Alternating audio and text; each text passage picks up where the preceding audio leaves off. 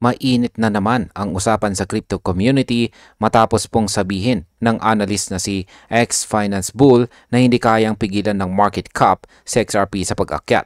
Ayon po sa kanya, mali raw ang paniniwala ng iba na limitado ang presyo ng XRP dahil lalaki umano ng sobra ang market capitalization nito. Sa katunayan, sa XRP po ay hindi isang stock, kundi isang real-time liquidity asset na gumagalaw sa loob ng global payment network ni Ripple.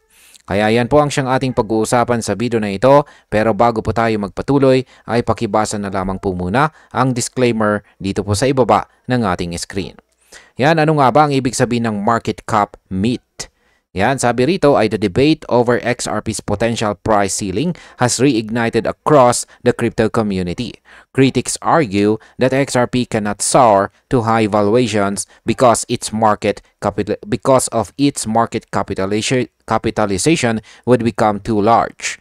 But that line of reasoning, according to prominent analyst ex-finance bull, completely misunderstands what the token actually represents. XRP is not a stock. It's a real-time liquidity asset designed to facilitate the movement of trillions of dollars through Ripple's expanding global payment network.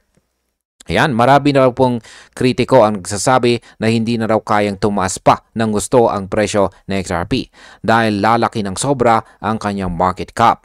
Pero ayon po kay ex-finance bull, mali ang ganitong pagtingin dahil sa XRP ay hindi po stock. Siya ay isang digital asset na idinisenyo para maging tulay ng liquidity sa trillions of dollars na dumadaan sa global payment network ni Ripple.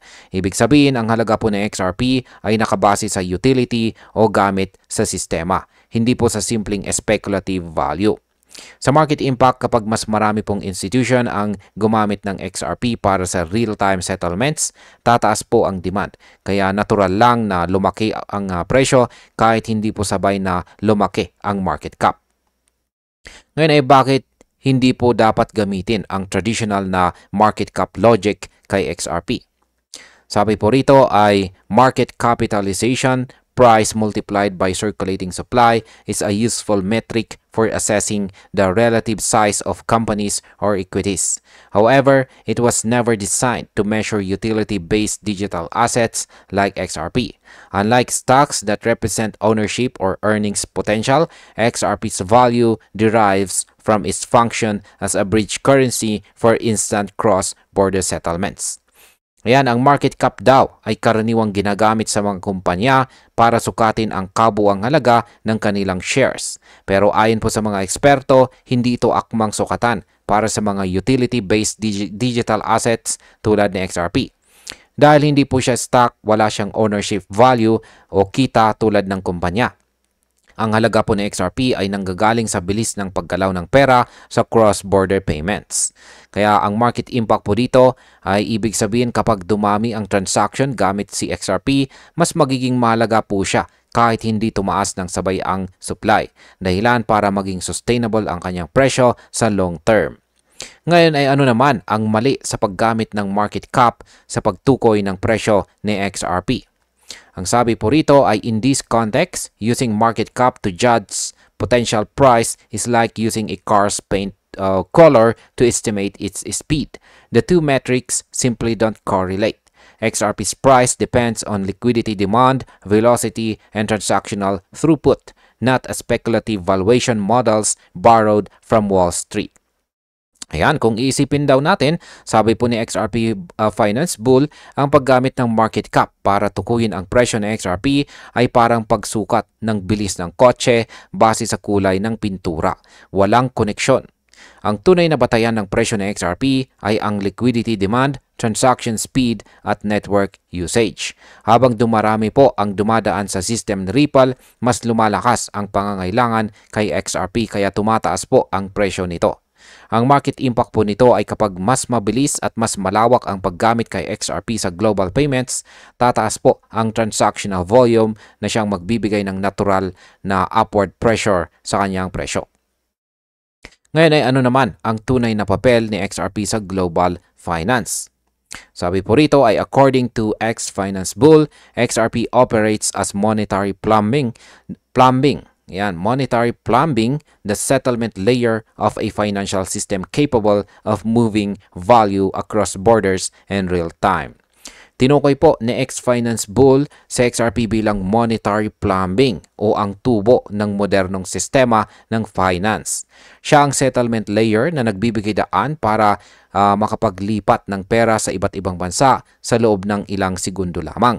Ibig pong sabihin, kung ang mga bangko ay mga gusali, sa XRP naman ay daluyan ng tubig na nagpapakilos sa lahat ng transaction sa loob nito. Sa market impact, tumataas ang posibilidad na maging backbone sa XRP ng maraming global payment systems sa hinaharap na magpapalakas po ng kanyang demand at presyo. Ngayon ay paano naman po nagagamit ng mga bangko sa XRP sa totoong mundo? Sabi po rito ay when financial institutions use XRP through RippleNet or Ripple's On-Demand Liquidity or ODL, they don't hold XRP long-term. They acquire it briefly to bridge fiat currencies, complete the transfer, and then exit. Sa paggamit po ng mga bangko ng RippleNet or on-demand liquidity, yan, hindi po nila kailangang itago sa XRP ng matagal. Binibili po nila ito sandali. Ginagamit bilang tulay para sa transaction, tapos ay agad nila itong binebenta matapos maisagawa ang bayad. Dahil dito, umiikot ng mabilis ang supply ni XRP na siyang nagre-resulta sa mas mataas na velocity sa network. Ang market impact po dito ay ang mas mataas na velocity ay nagpapakita ng malusog na liquidity. Kapag patuloy po itong lumaki, mas malaki ang tsansang tumaas din ang presyo dahil po sa real-time usage demand. Ngayon ay bakit po ba mahalaga ang mabilis na sirkulasyon ni XRP? Sabi po rito tungkol dyan ay the rapid circulation means the same XRP tokens can support exponentially higher transaction volumes than their total market capitalization might suggest. In essence, the more global payment flows Ripple connects, the greater the liquidity demand and the higher XRP's potential price ceiling. Ang mabilis daw po na sirkulasyon ng XRP ay nagpapahintulot na magamit ang parehong token sa mas maraming transaction. Ibig pong sabihin yan ay kahit hindi tumaas ang bilang ng mga XRP tokens, maaari pa ring madoble or matriple ang transaction volume. Habang lumalawak po ang global reach ni Ripple, mas lumalaki rin ang liquidity demand, kaya tumataas po ang potential price ceiling ni XRP. Sa market impact, ang ganito pong uri ng scalability ay nagbibigay kay XRP ng kakaibang bentahe laban sa ibang cryptos na may mabagal na transaction speed o maliit na network utility. Paano naman po pinapatatag ni Ripple ang ecosystem ni XRP? Sabi po rito ay Ripple's strategic acquisition over the past 2 years further strengthened this liquidity narrative. The company has completed a series of high-profile deals that integrate XRP deeper into institutional finance. Ayan. Nandyan si Metaco, Standard Custody, Rail, G-Treasury, at Hidden Road na ngayon ay tinatawag na Ripple Prime. Sa nakalipas na 2 taon ay bumili po si Ripple ng ilang strategic companies at nandito po yung listahan. At ngayon ay lahat ng ito ay para mapalalim ang paggamit kay XRP sa institutional finance at bigyan po ng mas ligtas at mabilis na access ang mga korporasyon sa digital assets. Ayan po ulit, si Metaco 2023, Standard Custody 2024, si Rail at saka G-Treasury 2025 at si Hidden Road na tinatawag po ngayong Ripple Prime. Sa market impact, kapag patuloy po na nag-i-expand ang Ripple ecosystem, lalakas pa ang adoption rate ni XRP na siyang magtutulak ng mas matatag na presyo sa market. Ano naman po ang mas malaking larawan sa likod ng hype na ito? Sabi rito ay the notion that XRP's price potential is capped by market cap ignores its underlying function. XRP's growth story is not driven by speculative hype but by utility-based adoption. Ayan po kay ex-finance bull ulit. maling isipin na hype lang ang nagpapatakbo sa presyo ni XRP. Ang totoo, ang kanyang lakas ay nanggagaling sa real-world adoption. Habang mas maraming institution ang gumagamit kay XRP sa tunay na financial systems, mas nagiging mahalaga po siya sa ekonomiya. Kaya sa market impact, ang ganito pong klase ng utility-driven growth ay mas sustainable kaysa sa hype-based rallies, kaya posible pong magbigay ito ng pagmatagalang price stability. At bilang panguling katanungan ay ano naman ang ibig sabihin ng parabolic potential ni XRP? Sabi rito, if Ripple succeeds in positioning XRP as the universal liquidity bridge for global transactions, then traditional market cap logic will no longer apply. For XRP holders, that means one thing: the ceiling may believe exists may not exist at all. Ayan, kapag tuluyan daw pong naging universal liquidity bridge si XRP para sa global payments, mawawala na ang limitasyon ng traditional na market cap logic. Para po sa atin bilang mga holders, ibig sabihin nito ay walang totoong ceiling sa presyo ni XRP. Ang tanong na lang ay kailan ito mangyayari, hindi kung mangyayari ba. Ang market impact po dito ay kung mangyari nga ito, posibleng makita natin ang isa sa pinakamalalaking bull runs sa kasaysayan ng crypto market.